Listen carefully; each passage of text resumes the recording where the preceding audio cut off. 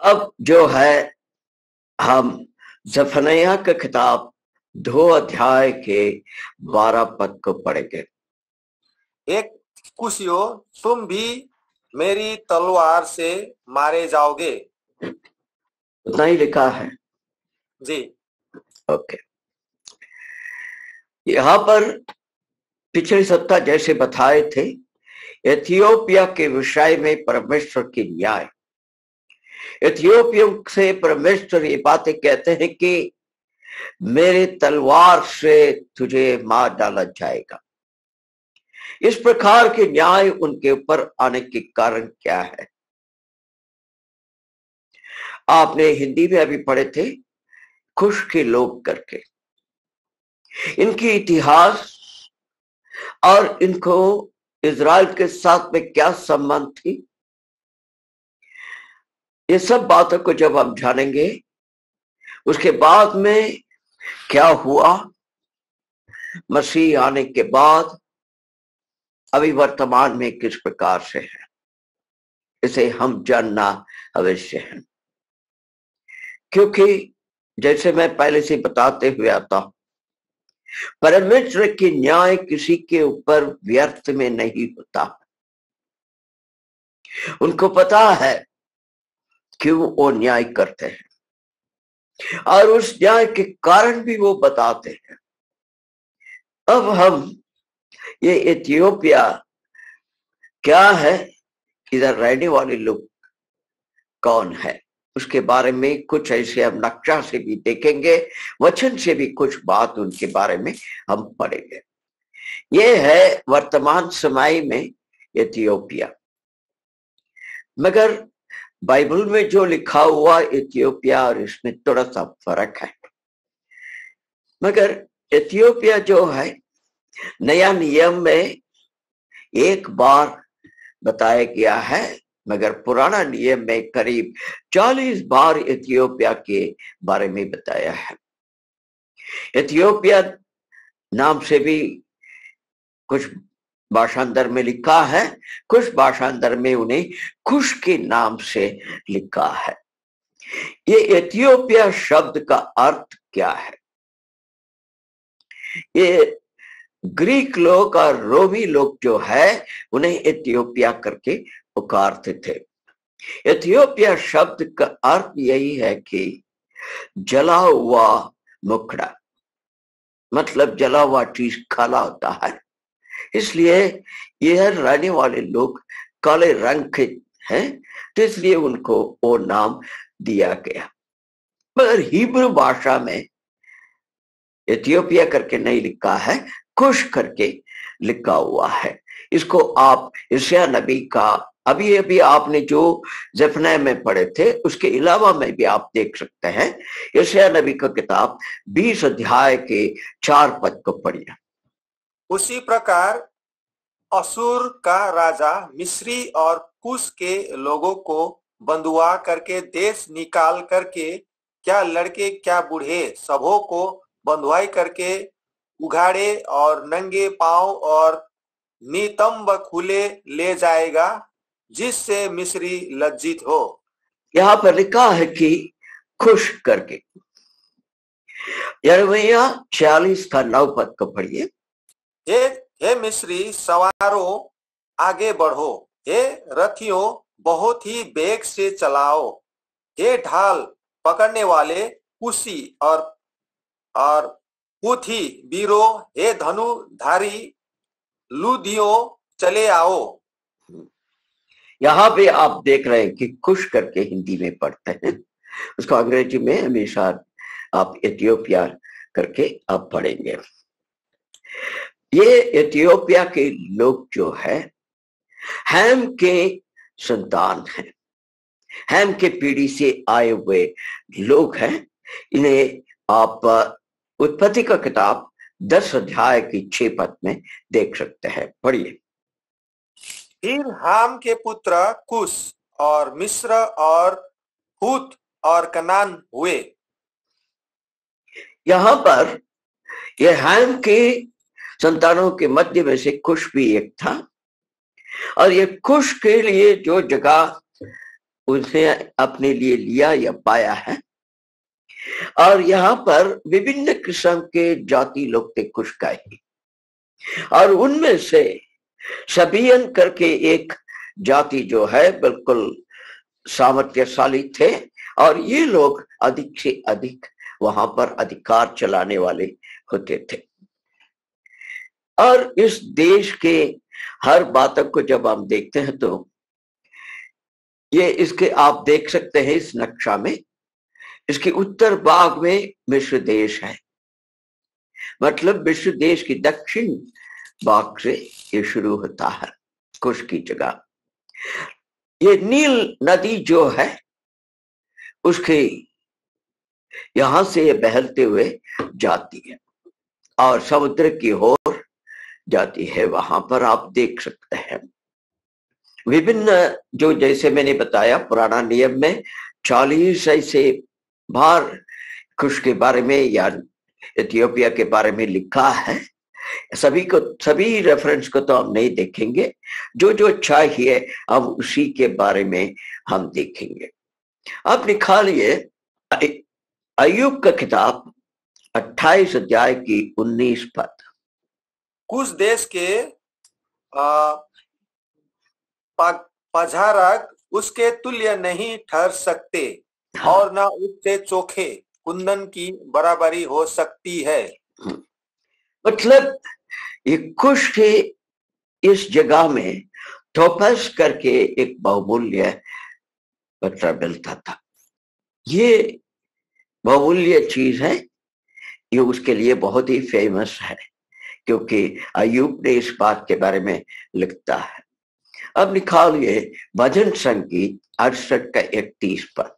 मिस्र से रईस आएंगे, कुश अपने हाथों को परमेश्वर की ओर फुर्ती से फैलाएंगे। अब जो ये सब रेफरेंस के लिए मैंने आपको दिया ताकि आपको समझ में आए, वचन में बार बार इथियोपिया के बारे में परमेश्वर ने बताए हैं और वहां पर कुछ खास मतलब है, इसलिए परमेश्वर उस जगह को बार बार बताते हैं। निकालिए भजन संगीत 87 का 4 पद। मैं अपने जान पहचान वालों से रहब और बाबेल की भी चर्चा करूंगा। पलिश्त सोर और कुश को देखो, यह वहां उत्पन्न हुआ था। मतलब ये सब लोग, ये सब स्थान जो है बहुत ही प्रसिद्ध जगह था उन दिनों में।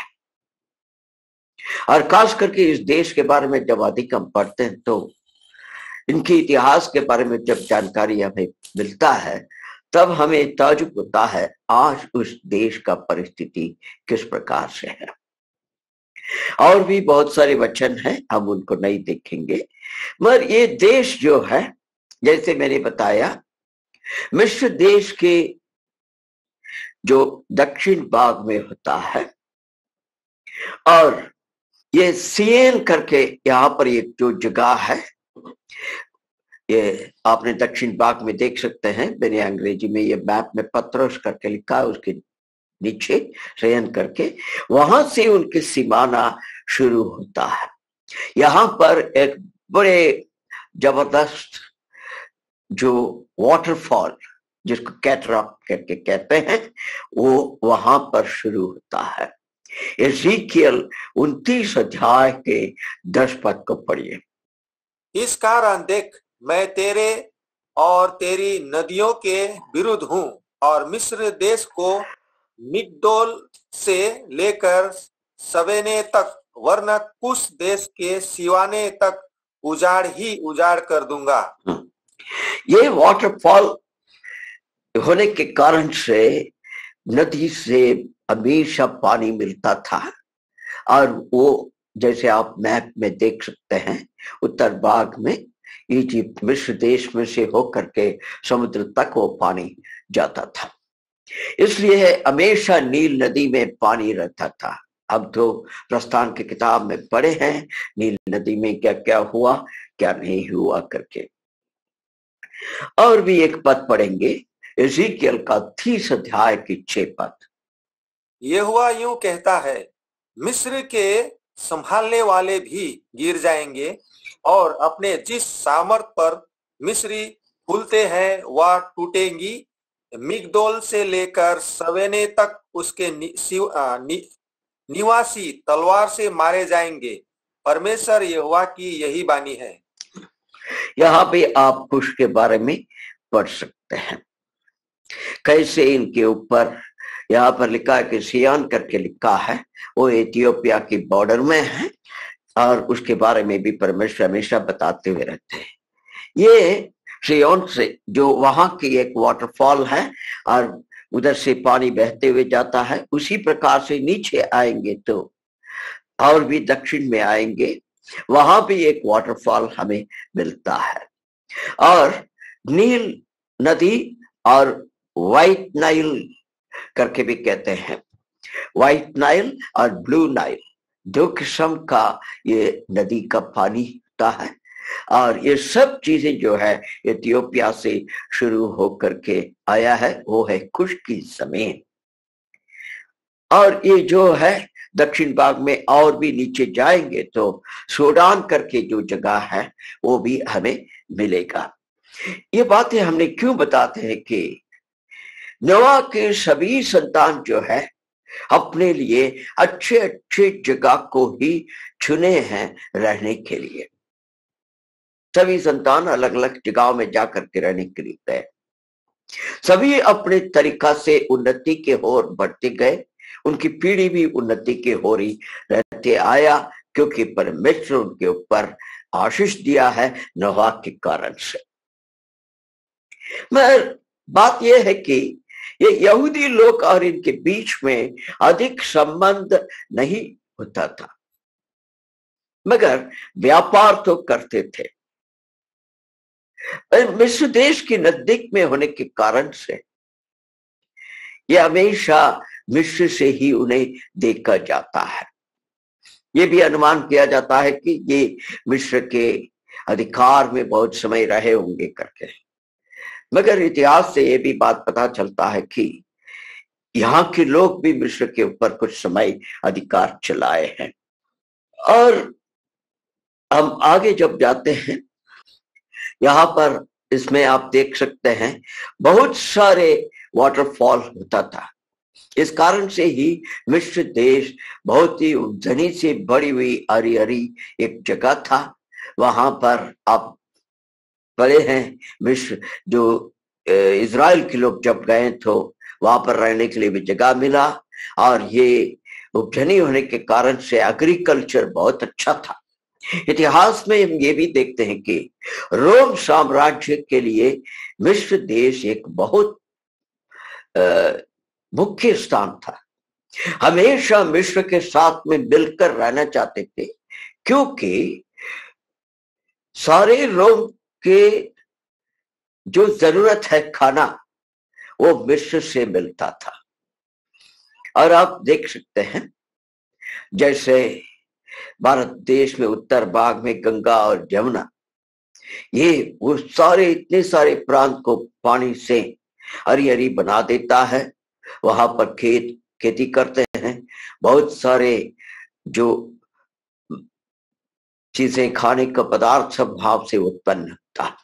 उसी प्रकार से ये भी एक जगह था, और ये सारी चीजें जो है इथियोपिया अर्थात कुश से शुरू होकर के आगे जाता था।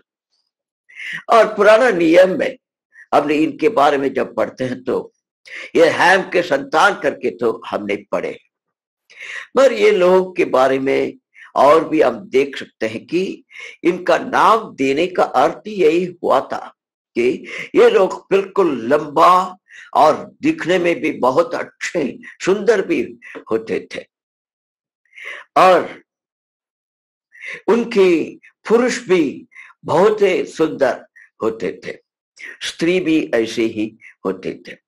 पुराना नियम में इथियोपिया के बारे में जब भी कहा जाता है, अधिक से अधिक एक आदर के शब्दों से ही उनके बारे में कहा जाता है।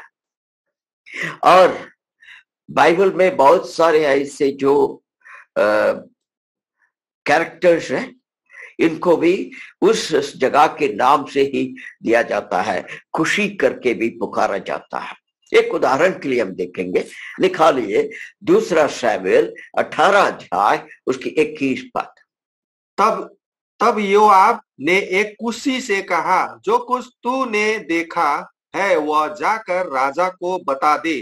तो वह कुशी योआब को दंडवत करके दौड़ गया। बात यह है कि यहाँ पर ये खुशी करके ये जो खुश के व्यक्ति के बारे में लिखा है, ये एक मुख्य व्यक्ति था योआब के लिए।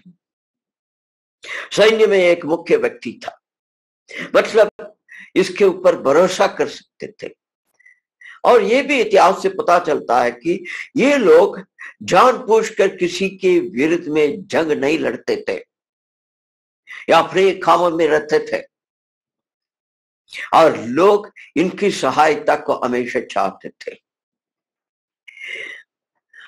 और ये भी अब देख सकते हैं, जो इथियोपिया के विषय में सिर्फ बाइबल में नहीं, इवन संसारिक जो इतिहास या जो लिटरेचर, जो साहित्य वगैरह होता है, वहां भी उन्हें बहुत आदर और उनके लिए एक मर्यादा भी दिया जाता है उनके बारे में लिखने में। और संसार में उनके बारे में बहुत कुछ यादगार के चिन्ह भी मिलता है। और ये भी हमें पता चलता है कि ये लोग अपनी स्त्रियों को बहुत आदर करते थे और उनको एक उच्च स्थान पर हमेशा रखते थे। जैसे आपने पढ़ते हैं प्रेरित का किताब में, जो इथियोपिया का रानी करके कैंडेस करके लिखा है। ये कैंडेस के बारे में बाद में देखेंगे, मगर जानकारी के लिए कैंडेस जो है ये एक नाम नहीं है, ये एक टाइटल है कैंडेस करके। और ये उनकी पीढ़ी से आने वाले लोगों को उनके नाम के साथ में ये टाइटल भी जोड़ दिया जाता था, जैसे साइरस और दूसरे भी लोग ऐसे होते थे, हमने बाइबल में पढ़ते हैं। बहुत सारे रानी लोग भी उनमें होते थे, राजा लोग भी बहुत होते थे उनके बीच में। ये लोग बहुत अच्छे जगह में रहने वाले लोग हैं और ये उनकी स्त्रियां हैं। लोग खाले के विषय में बहुत गलत विचार हमें होता है, मगर इस देश के लोग पुरुष और स्त्री बहुत सुंदर होते हैं और बहुत ऊंचा से बड़े, मतलब ऊंचाई भी है और ताकतवर भी होते हैं।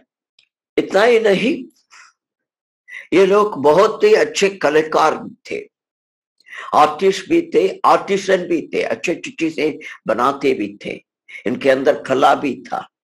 और इनकी बनाए हुए बहुत सारी चीजें, उनकी बनाए हुए ज्वेलरीज वगैरह आज भी ये आर्कियोलॉजिस्ट ने जमीन से खोज कर निकालते हैं। कुछ चीज जो है बर्लिन के म्यूजियम में भी आपको मिलेगा। और एक बात आपको याद होना चाहिए वचन से, एक बार मूसा के परिवार के अंदर समस्या हो गई। मूसा ने एक खुशी स्त्री से विवाह किया करके। अब पढ़िए गिनती का किताब 12 के 1 पद। मूसा ने एक कुशी स्त्री के साथ विवाह कर लिया था, इसलिए मरियम और हारून उसकी उस विवाहित कुशी स्त्री के कारण उसको निंदा करने लगे। अब आप देख सकते हैं, मूसा जैसे व्यक्ति, जो राजघराने में बड़ा हुआ व्यक्ति, एक खुशी स्त्री से विवाह किया। ये बात भी हम पढ़ते हैं। निकालिए यिर्मयाह का किताब 38वां अध्याय और 7 पद। उस समय राजा बिन्यामीन के फाटक के पास बैठा था, इसलिए जब एबेदमेलेक कुशी ने, जो राजभवन में एक खोजा था, सुना कि उन्होंने यिर्मयाह को गड्ढे में डाल दिया है। ये यिर्मयाह के एक सेवक, उसके सहायक जो था, वो भी खुश का एक व्यक्ति था, अर्थात इथियोपिया का एक व्यक्ति था। उनके बारे में अब पढ़ते हैं।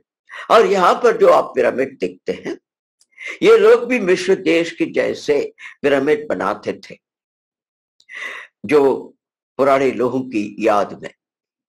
ये कैंडस के जो मुख्य एक रानी थी, जो प्रेत का किताब के समय में पढ़ते हैं, उनकी याद में बनाए हुए पिरामिड यहाँ पर अभी भी मिलता है दिखने के लिए। और इथियोपिया के इतिहास को जब देखते हैं तो ये सिर्फ एक देश की कहानी नहीं है। और ये लोग जो है ये भी कहते हैं कि इनका जो रिश्ता जो है इजराइल से बहुत जुड़ा हुआ है, अर्थात सुलेमान से जुड़ा हुआ है करके कहते हैं।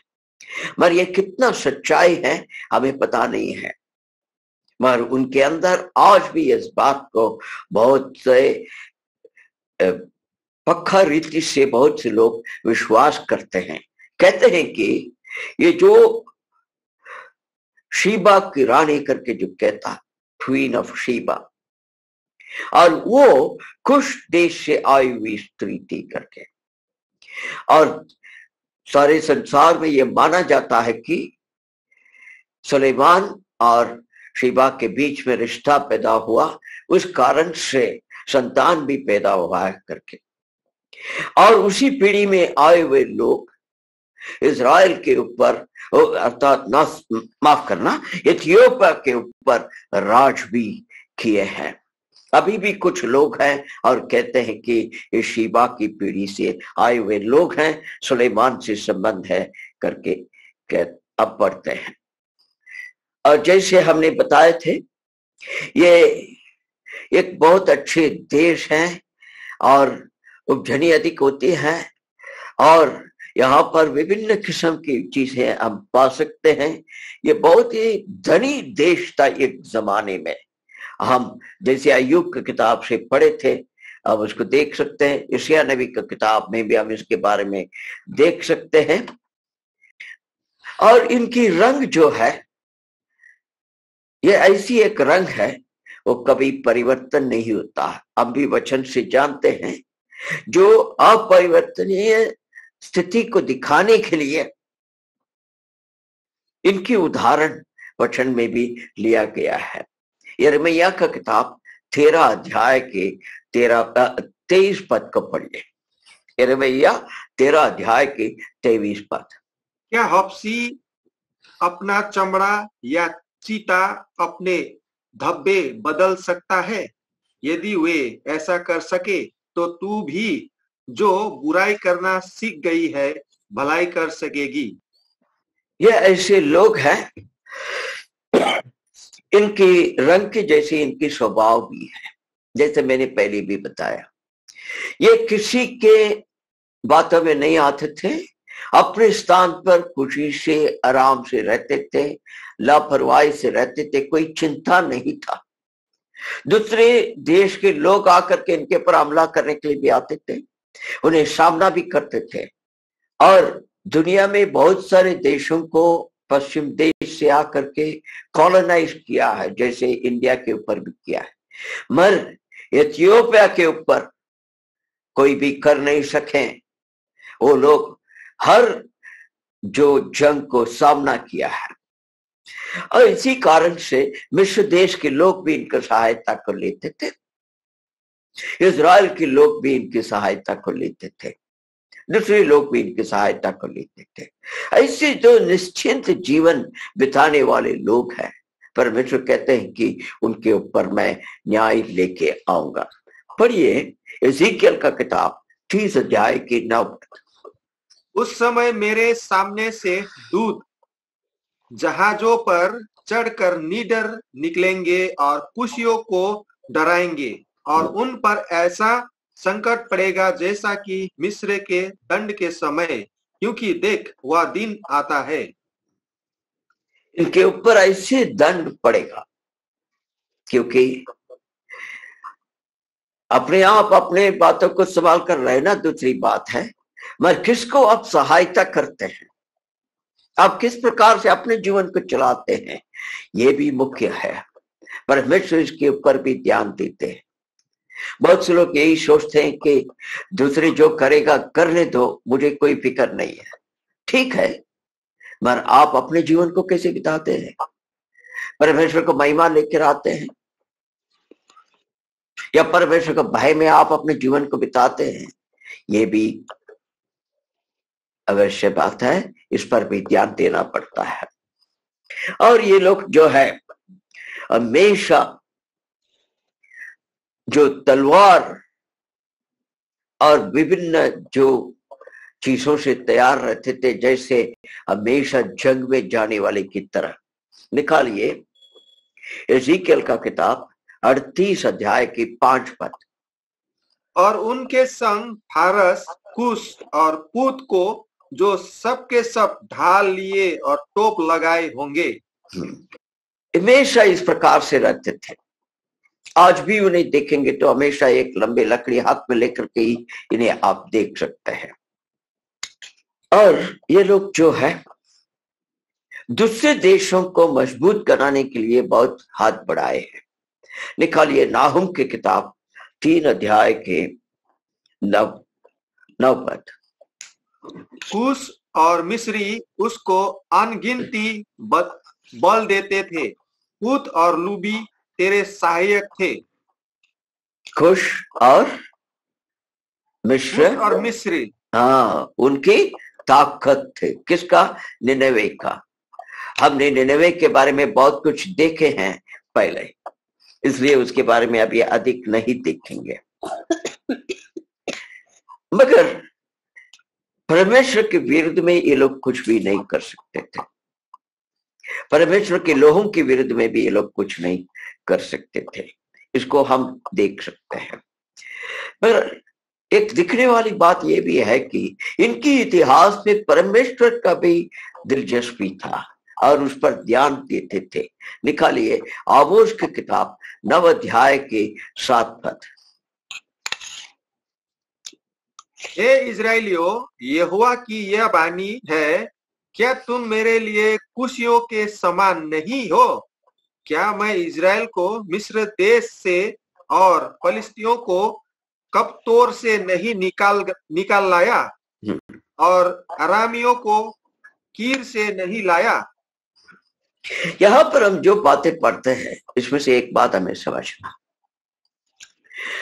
हम के विषय में बहुत सारे नकारात्मक बातों को हम देखते हैं।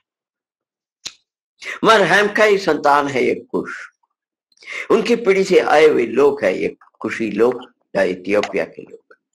मगर यहां पर इस जो हमने अभी आमोस की किताब पढ़े थे, वहां पर इजरायली की संतान को किसके साथ में परमेश्वर तुलना करते हैं?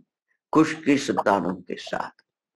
मतलब जितना इजराइल को प्रेम करते थे उतना ही इनको भी प्रेम करते थे। यही बात हम भी समझना, सारे मनुष्य जाति को परमेश्वर एक बराबर प्रेम करते हैं। वो किसी के विरुद्ध नहीं है मनुष्य जाति के। इसी कारण से सुसमाचार के अनुग्रह सारे संसार पर प्रकट हुई है, इसे हम समझना चाहिए। और परमेश्वर कहते हैं एक समय ऐसे भी होगा, इथियोपिया के लोग परमेश्वर की ओर अपने हाथ को बढ़ाएंगे करके। निकालिए भजन संगीत 68 का 31 पद। मिस्र से अधिकारी आएंगे, कुशी अपने हाथों को परमेश्वर की ओर फुर्ती से फैलाएंगे। हाँ, ये लोग परमेश्वर के ओर अपने हाथों को फैलाएंगे। इनके राजाओं के बारे में, बहुत राजाओं के बारे में हमने बाइबल में पढ़ते हैं जो कुश के लोग थे, और ये सब बहुत ही पराक्रम से भरे हुए लोग थे और जंग बहुत लड़े हुए भी हैं। इनकी राजा भी ऐसे ही थे, उनकी रानी भी ऐसे ही थे। और जैसे मैंने बताते हुए आया, मिस्र देश के साथ में इनकी इतिहास बहुत ही नजदीक में जुड़ा हुआ है। और जैसे मैंने बताया है कि यहाँ के लोग मिस्र के ऊपर अधिकार भी चलाए, मिस्र के लोग इनके ऊपर भी अधिकार चलाए हैं। इतनी तक है कि एक बार ये लोग अपने राजदूत को इज़राइल के यहोवा से संदेश लेने के लिए भेजे भी हैं। इसका भी हमें यशायाह नबी की किताब से बहुत सारे प्रमाण मिलता है। और परमेश्वर इनकी राजदूत के लिए संदेश भी देते हैं ताकि ये लोग राजा को जाकर के बताएं। और बात यह है कि अशुर के राजा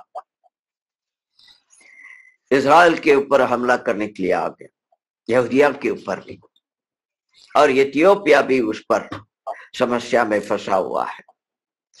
और इस संदेश परमेश्वर दे रहे हैं कि ये तुम्हारे ऊपर कुछ नहीं करेगा।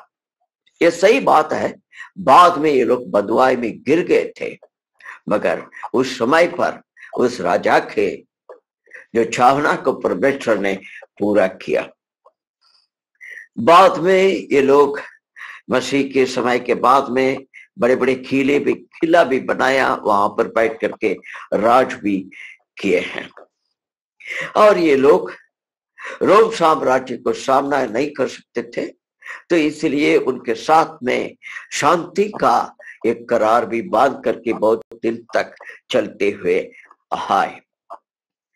जब हमारे मसीहा प्रभु यीशु क्रिस्त की जन्म की कुछ समय के पहले वहां पर एक रानी राज करती थी, और उन्हीं का जो टाइटल जो था कैंडिस, और यही कंटिन्यू होते हुए आता है, जिनके बारे में हम प्रेरित की किताब में पढ़ते हैं। और ये लोग जो है, ये रानी जो है, रोम साम्राज्य के हमला को सामना भी किया।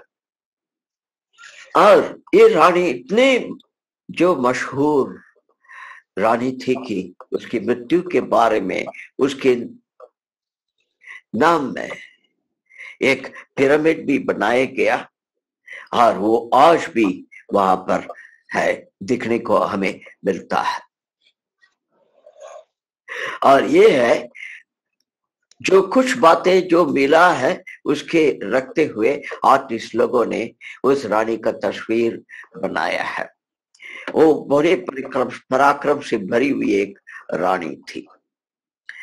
और प्रेरित का किताब में हम एक बात पढ़ते हैं, उस रानी की खजांची जो सुसमाचार सुना है फिलिप के द्वारा, परमेश्वर ने काश करके उसे भेजा उसके पास में। उसे पढ़ने से हमें यही समझ में आता है कि वो भी एक इथियोपिया के रहने वाला व्यक्ति एक खुशी होगा करके।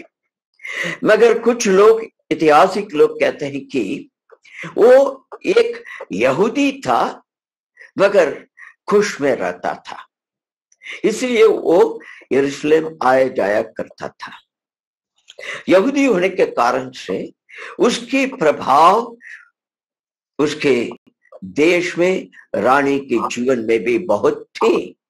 इसको एक प्रमाण देते हैं कि ये जो रानी की पुरानी एक जो आर्कियोलॉजिस्ट जो लोगों ने एक नक्शा पाया, उसमें से एक चित्र बनाया है। इसके हाथ में आप देख सकते हैं जो स्टार ऑफ डेविड करके जो कहते हैं वो है। मतलब यहूदियों के परमेश्वर के प्रभाव इनके ऊपर बहुत था करके। और इनके बारे में, इनकी धर्म, इनकी विश्वास किस प्रकार से थे, उसको भी हम अभी देखेंगे। जब सुसमाचार प्रचार किया गया, उसके बाद में वो फैलने लगा, और इतिहास से यह भी पाया जाता है कि यहाँ पर विश्वासी जन की संख्या बढ़ते गया।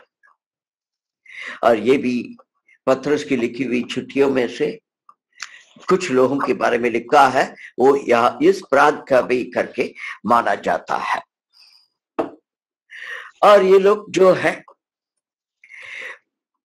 जैसे समय पहला शताब्दी होते गया, दूसरी शताब्दी आया, तो ये लोग भी दूसरी किस्म से मसीही विश्वास को पीछा करना शुरू किए।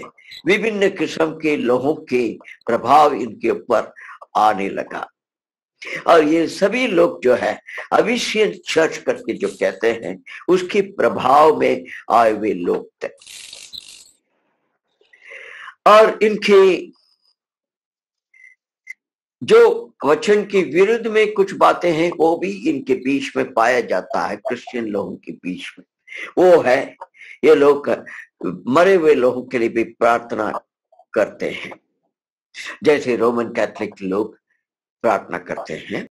ऐसे ही मरियम के ये भी बहुत आदर देते हुए और विभिन्न किस्म के, जैसे रोमन कैथोलिक की जो सेंट्स लोग करके कहते हैं, उन लोगों के ऊपर भी ये लोग बहुत मर्यादा देते हैं और प्रार्थना भी करते हैं। इनका ही अपना बहुत से सेंट्स है। और ये लोग जो है उपवास करना बहुत मानते हैं। इतना ही नहीं, सदियों से ये लोग यरूशलेम भी आया जाया करते हैं, जिसको कहते हैं पिलग्रिमेज। ठीक है। और ये लोग बड़े लोगों को ही बपतिस्मा देते हैं। प्राय अभी का जो चलन परिवर्तन बहुत कुछ हो सकता है, उन दिनों में बड़े लोगों को ही बपतिस्मा देते थे, बच्चों को नहीं देते थे। और वो भी बपतिस्मा जो है पानी में, जैसे कहते हैं डुबकी बपतिस्मा ही ये लोग देते थे। बाद में बच्चों का भी बपतिस्मा देना शुरू हो गया।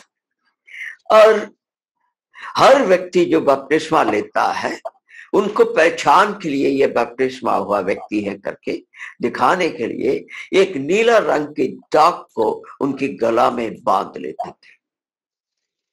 जैसे इज़राइल के जो याजक के कपड़ा में एक नील रंग का बॉर्डर होना चाहिए करके परमेश्वर ने कहा। मतलब ये पृथ्वी के लोग नहीं है, ये दूसरे स्थान के लोग है करके, ये इस पृथ्वी में एक प्रवासी है, अर्थात एक पिलग्रिम है करके दिखाने के लिए।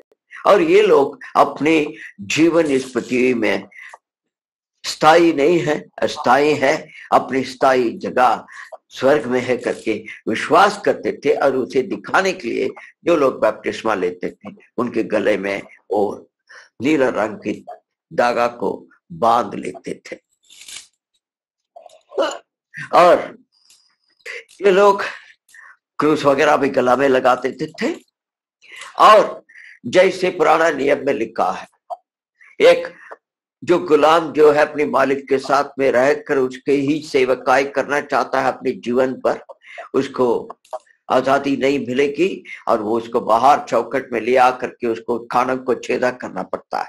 और ये लोग अपनी आंख को, अपने खानों को भी बपतिस्मा के बाद में छेदा करते थे, ये बात को दिखाने के लिए हम मसीह की सेवकाई करने वाले लोग हैं करके कहने के लिए। और ये लोग विभिन्न किस्म की आर्टिस्टिक क्रूस भी बना करके उसको भी पहनते थे। और ये लोग इतवार को भी एक बड़ा दिन करके मानते थे और उसके साथ साथ इजराइलियों के सबत को भी एक बहुत ही मुख्य मान करके उसे मनाते हुए आते हैं। और इनके लिए कोई भी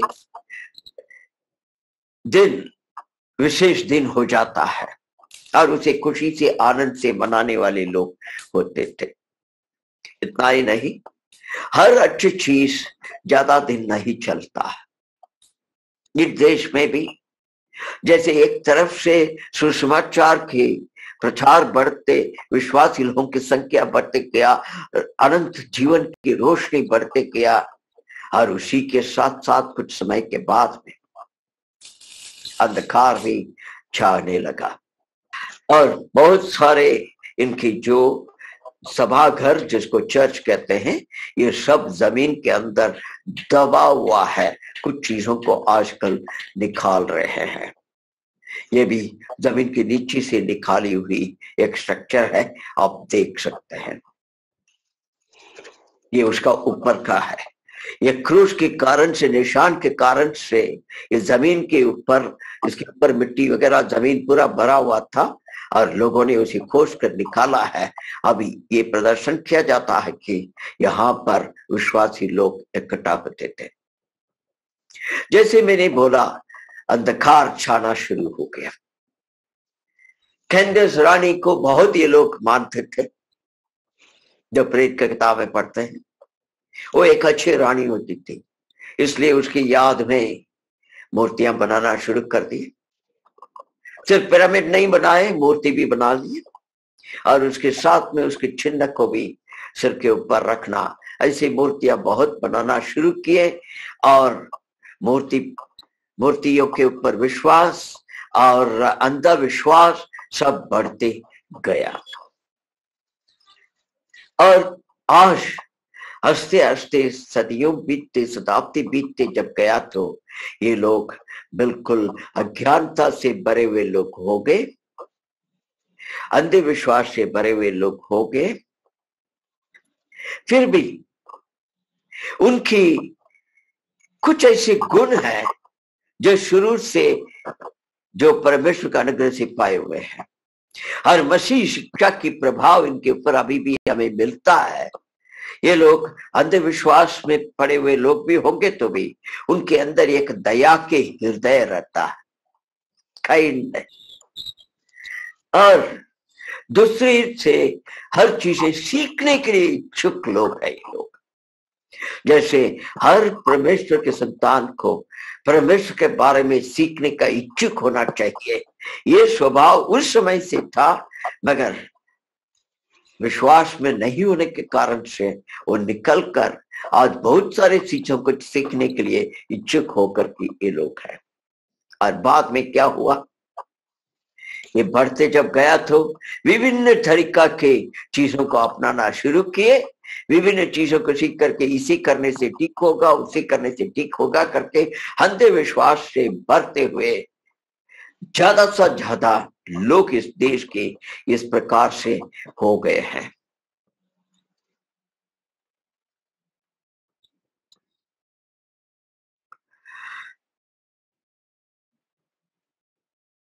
अभी जो देखे थे, जैसे नेपाली में कहते हैं जाखरी करके, वो था। और ये भी एक जाखरी है जो विच डॉक्टर जो कहते हैं, ये है। बाद में इस्लाम की इन्फ्लुएंस, मोहम्मद की इन्फ्लुएंस, उनकी शिक्षा के प्रभाव इस देश में फैलने लगा। और ये एक पुरानी मस्जिद जहां पर वो लोग इकट्ठा होते थे शत्रु के हाथ से बचने के लिए छुपकर, ये उसकी खोज कर निकाले हुए एक जगह है ये। इस प्रकार से ये बढ़ते जब गया तो मसीह के सुसमाचार के प्रभाव से हुए जगह एक मुस्लिम देश बन चुका। आखिर में मसीह लोग की संख्या घटती गई, देश पीछे चलते गया और विभिन्न किस्म की धर्म और अंधविश्वास, एनिमिज्म जो बोलते हैं, ये सब के शिकार होकर के पीछे होते होते एक गरीब देश बन गया। एक धनी देश था और बहुत ही आगे बढ़ने वाले देश था। अच्छे अच्छे राजा थे, रानी लोग भी तो उसे राज करते थे, शत्रुओं के सामने सिर नहीं झुकाते थे। ऐसे लोग आखिर में ऐसे परिस्थिति में पहुंच गए हैं। उस देश में आज कहा जाता है तो पीने का अच्छे पानी भी उपलब्ध बराबर नहीं है। गांव में रहने वालों की देखभाल के लिए सुविधाएं नहीं है। बहुत सी समस्याओं से ये देश गुजरते हुए आता है। और आपने ये जो प्रस्थान की किताब में पढ़े होंगे, मूसा को किस पर लगा करके नाइल नदी में छोड़ दिए थे, आपको पता है? कौन बोल सकते हैं? छोटा सा प्रश्न है, कोई भी बोल सकते हैं, बोलिए। किस पर रख करके उसके माँ ने नील नदी में छोड़ दिया था? टोकरी में। किससे? टोकरी में। टोकरी में। किससे बनाए हुए थे वो? बांस का चोया, बांस का चोया की लाठी। अच्छा, अंग्रेजी में कहते हैं बुलरशेस, उससे बनाए हुआ। आज भी उस देश में बुलरश से बनाए हुए नाव और जहाज भी, छोटे जहाज भी मिलता है। और पपायरस जो करके कहते हैं, उससे भी बोट बना देते थे। कारण क्या है कि नदी में आसानी से चलता है, हल्का है, इसे एक जगह से दूसरी जगह उठाकर लेके जाने में सुविधा है। और आपने पढ़े होंगे, उसने मूसा को उसके माँ ने किस तरीका से उसे तैयार करके उसे नील नदी में छोड़ दिया था।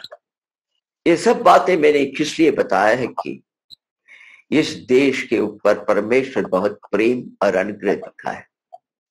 सुसमाचार उनके पास में लेकर आए, एक पूरी देश की भलाई के लिए एक व्यक्ति को परमेश्वर ने भेजा उजाड़ स्थान पर सुसमाचार देने के लिए। और उसने सुसमाचार प्रचार किया और उसे लेकर के जो खजांची गया, उस देश में बहुत सारी फायदा हुई है। और उसके फायदा को ये लोगों ने उठा नहीं सके। बहुत गरीब होकर के इस प्रकार से उनकी सारी इमारतें जमीन के अंदर हो चुका है। मगर बहुत सुंदर स्थान है। इससे हम क्या सीखते हैं? ये तो हम संसारिक बातों को दिखा करके इतिहास के बारे में बताए, मगर हर एक विश्वासी के लिए भी अधिक ऐसी एक इतिहास है जो आत्मिक रीति से संबंधित इतिहास है। एक शुरुआत है, एक अनुग्रह है, एक आशीष है, एक उन्नति है। इसको आप कैसे संभाल कर लेके जाते हैं? मसीह से कितना वफादारी से आप चलते हैं, उनकी वचन की गहराइयों को कितना आप जानकारी प्राप्त करते हुए उसके अनुसार चलते हैं। इथियोपिया की समस्या क्या थी? दूसरों के प्रभाव में आने के कारण जो अनंत की रोशनी उनके ऊपर फैला हुआ था वो घटते गया। बाद में अंधे विश्वास, अज्ञानता, ये सबसे भरे हुए लोग हो गए। आर्थिक रीति से भी घटते घटते गरीबी में पहुंचना हुआ। मेरी प्रार्थना यही है, हमारी स्थानीय कलीसिया कभी उस गरीबी में नहीं पहुंचे, आत्मिक शिक्षा के अभाव में जाकर के, जैसे पौलुस कहता है, कान को खुजली करने वाली शिक्षा के बीच में नहीं जाए, वचन की आधारभूत सत्यता को पकड़कर उसके लिए एक अच्छी जंग लड़े। जैसे इथियोपिया के लोग रोम जैसे लोगों के भी, रोमी लोगों को भी सामना कर सकते थे, उस प्रकार से हमारे हाथ में वे सच्चाई के वचन को लेकर के ऐसी लड़ाई करें ताकि परमेश्वर के जो अनुग्रह के भागीदार हमेशा बनते हुए हम चाहे। परमेश्वर